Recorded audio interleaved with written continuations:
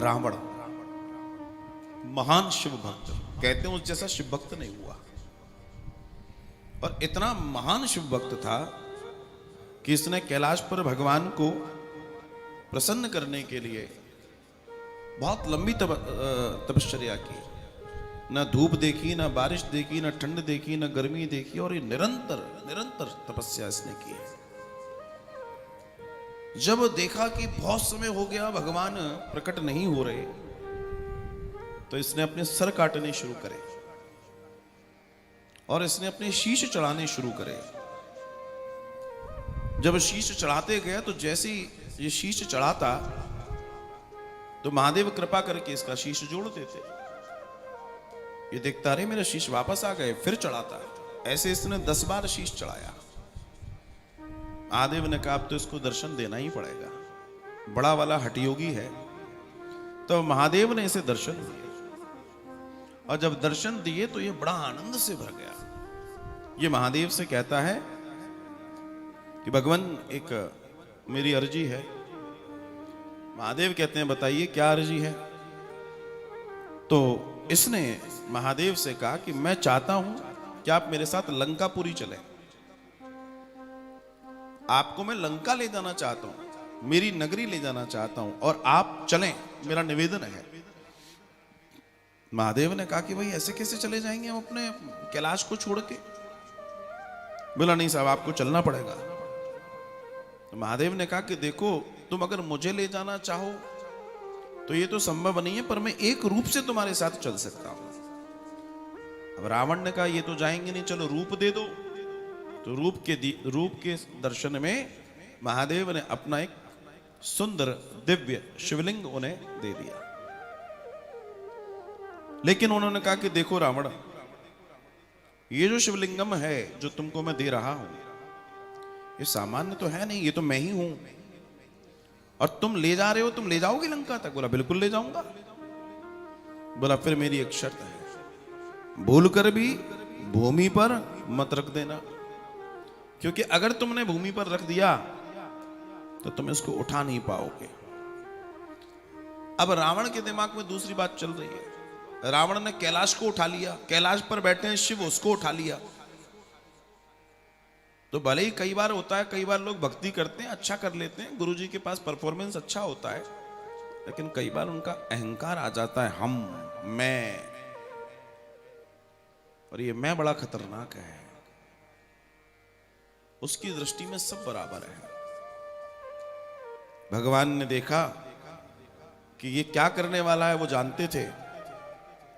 मार्ग में चलता जा रहा है, चलता जा रहा है। जिस रावण के पैर में काल लेटा होता हो, जिसके यहां सारे देवता थरथर कांप के खड़े रहते हो, भगवान ने ऐसी लीला कि उसको लघु शंका लगी।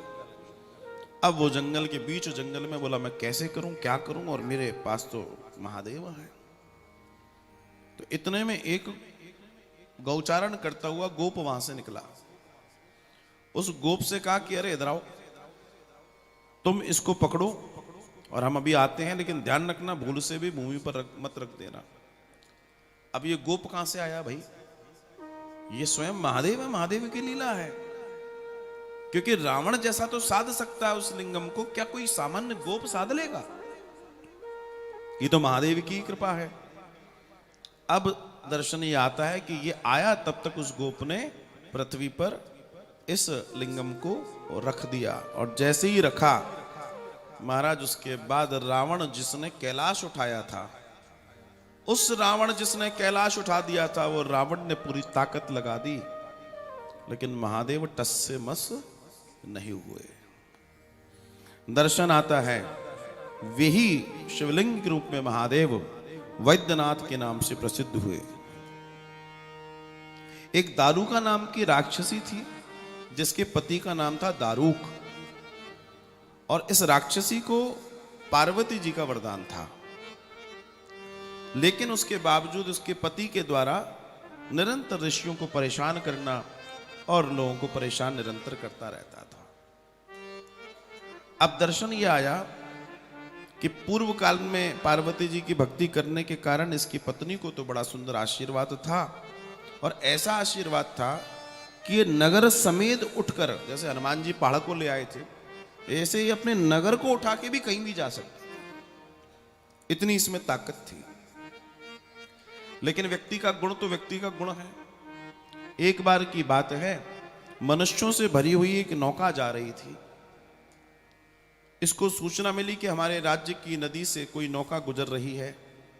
ये वहां पहुंची, इसने नौका समेत उठा लिया और उठाकर कारागृह में बंद कर दिया। अब दर्शन ये हुआ कि उसमें एक परम शिव भक्त था। दर्शन ये आता है कि सुप्रिय नाम का एक शिव भक्त था, जो भगवान शिव की निरंतर आराधना में रहता था। जब कारागृह में बंद कर दिया तो भी इसकी आराधना तो बंद नहीं हुई। ये निरंतर शिव की आराधना में अपने आप को लगाए रहा। जो इसका पति था दारूक, उसको लगा कि भाई ये तो गलत है, यहाँ के तो सब कुछ हम ही हैं और हमारे सामने किसी की पूजा कर रहा है, ये तो ठीक नहीं है। दर्शन आता है कि जब बहुत बहुत हो गया तो वो निरंतर जो है, जो सुप्रिय है, निरंतर शिवलिंग का, पार्थिव शिवलिंग का निर्माण करता और उस कारागृह में 12 वर्ष तक वो रहा और 12 वर्ष तक वो निरंतर शिवलिंग का निर्माण प्रतिदिन करता, पूजन करता, विसर्जन करता। 12 वर्ष तक उसने किया और जब 12 वर्ष तक उसने निरंतर पार्थिव शिवलिंग का निर्माण कर दिया तो दर्शन आता है कि महादेव की कृपा उस पर हो गई। दारूक ने एक दिन उसको मारने का निश्चय किया। जैसे ही उसने मारना चाहा, भगवान वहां साक्षात महादेव प्रकट होते हैं और प्रकट होकर भगवान उस पर कृपा करते हैं, दारूक का वध कर देते हैं और वहां पर एक सुंदर लिंगम के रूप में प्रकट होते हैं, जिसे नागेश्वर शिवलिंग के नाम से हम जानते हैं। रे नागेश्वर भगवान की